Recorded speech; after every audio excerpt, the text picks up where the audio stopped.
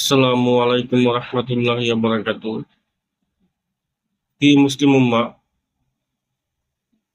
আপনারা জানেন যে মুসলিম ইতিহাসের একটি যুদ্ধ সংঘটিত হয়েছে রোমানদের সাথে। সেই যুদ্ধটি হচ্ছে মুতার যুদ্ধ। সেই যুদ্ধে মুসলিম বাহিনীতে সেনাবাহিনী ছিলেন ৩,০০০, আর রোমানদের সেনাবাহিনীতে ছিলেন ২,০০,০০০। ২,০০,০০০ বাহিনীর সাথে মাত্র ৩,০০০ সৈন্য। আপনি কি একবার কল্পনা করতে পারেন, একটি সুপার পাওয়ার রাষ্ট্র, সমস্ত কিছু আধুনিক যন্ত্র তাদের হাতে, তারা সব দিক দিয়ে শক্তিশালী, সেই রোমান বাহিনী প্রায় ২,০০,০০০ কাফের সৈন্য, আর মুসলিম মুজাহিদগণ মাত্র ৩,০০০, এবং কোনো আধুনিক অস্ত্র তাদের কাছে তখন ছিল না। এরকম একটি মুসলিম মুজাহিদ বাহিনী, আর যেখানে ২,০০,০০০ রোমান সৈন্য, তাদের সাথে যুদ্ধ সংঘটিত হবে, একবার কল্পনা করা যায়? ভাবুন তো একবার। যেখানে বর্তমান পৃথিবীতে আমরা যা দেখতে পাচ্ছি, কাফের সৈন্য অনেক, তাদের হাতে আধুনিক অস্ত্র, তারা সুসজ্জিত, তাদের কাছে কি নাই? সব কিছুই আছে, কিন্তু তাদেরকে প্রতিরোধ করার জন্য মুজাহিদ ভাইগণ অল্পই আছেন, এবং তাদের হাতে অস্ত্র, ট্যাঙ্ক, গোলা বারুদ অল্প কিছুই মজুদ আছেন, তারপরেও তাদের সাথে লড়াই করে যাইতেছেন। এবার কল্পনা করা যায়, ৩,০০০ সৈন্য, ২,০০,০০০ কাফের সৈন্য, কিন্তু এই ৩,০০০-এর ভিতরে তখন মাত্র শহীদ শাহাদাত বরণ করেছেন ১০ জন সাহাবী। ৩ জন সেনাপ্রধান সেখানে শাহাদাত বরণ করেছেন। হারেস বিন জায়েদ বিন হারেসা রাদিয়াল্লাহু আনহু, জাফর বিন আবু তালেব রাদিয়াল্লাহু আনহু, এবং আব্দুল্লাহ রওয়াহা রাদিয়াল্লাহু আনহু। একবার কল্পনা করা যায়, ২,০০,০০০ কাফেরদের সাথে ৩,০০০ সৈন্য, মাত্র ১০ জন সাহাবী শহীদ হয়েছে। সেই মুতার যুদ্ধে একজন বীর যোদ্ধা ছিলেন খালিদ বিন ওয়ালিদ রাদিয়াল্লাহু আনহু, যার হাতে আল্লাহ তাআলা বিজয় দান করেছেন, এবং তারা সসম্মানে আবার মদিনায় ফেরত এসেছেন বিজয় লাভ করে। বর্তমান জামানায় আমাদের কিছু স্কলার আছে, যিনি ভাইয়েরা আছেন, তারা বলেন যে আমরা কাফেরদের মতন অস্ত্র আমাদের কাছে নাই, আমরা তো সুসংগঠিত না, আমাদের তো লোকবল কম, আমরা তো তাদের সাথে পেরে উঠবো না।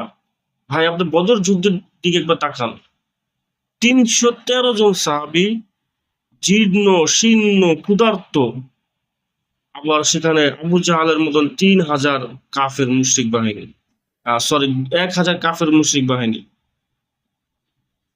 বদরের উহুদের যুদ্ধের দিকে একবার তাকান, ১,০০০ সাহাবী, জীর্ণ শীর্ণ ক্ষুধার্ত, আর সেখানে ৩,০০০ কাফের সৈন্যবাহিনী। ভাই, মুসলিমরা কখনো শক্তি সামর্থ্য দিয়ে তারা কখনোই জিতে নাই। আমরা জিতেছি, মুসলিমদের বিজয় হয়েছে একমাত্র ইমানের কারণে। ইমানের কারণেই আমাদের সবসময় বিজয় হয়েছে। আপনি আমাদের মুসলিম বাহিনীতে যত যুদ্ধ হয়েছে আপনি দেখেন, অল্প সংখ্যক মুজাহিদ ছিলেন। সর্বশেষ যুদ্ধটা যদি দেখেন, আফগানিস্তান এবং আমেরিকা,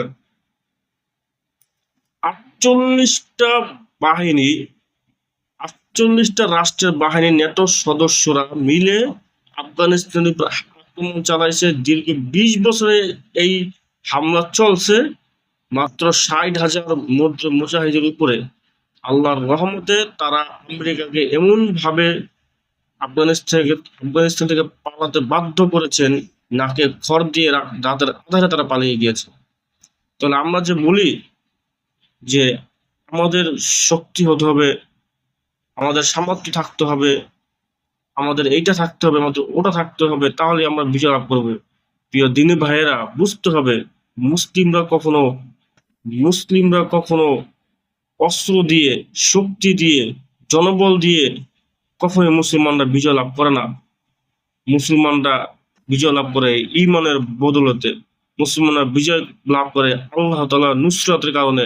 মুসলমানরা বিজয় লাভ করে আল্লাহ রাসূল সাল্লাল্লাহু আলাইহি ওয়াসাল্লামের আদর্শ যে পথ দেখিয়ে দিয়ে গেছেন, সেই পথ অনুসরণ করার কারণে।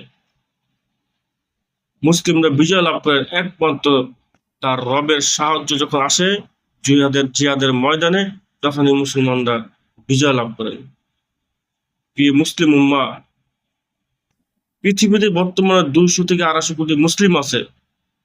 কই এত মুসলিম আমরা, আমাদের জনবল কম আছে, আমাদের অর্থ সম্পত্তি কম আছে, আমাদের সবই ঠিক আছে, কিন্তু আমাদের ইমানটাই দুর্বল হয়ে গেছে।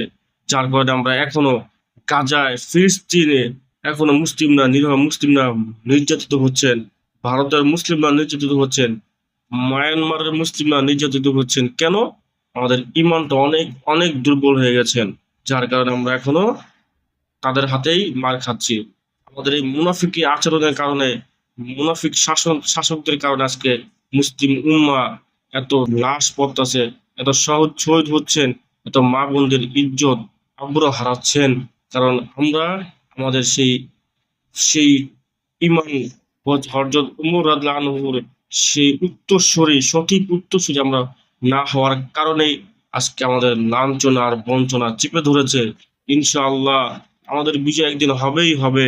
ফিলিস্তিন একদিন মুক্ত হবে, ফিলিস্তিন একদিন আজাদি হবে ইনশাআল্লাহ।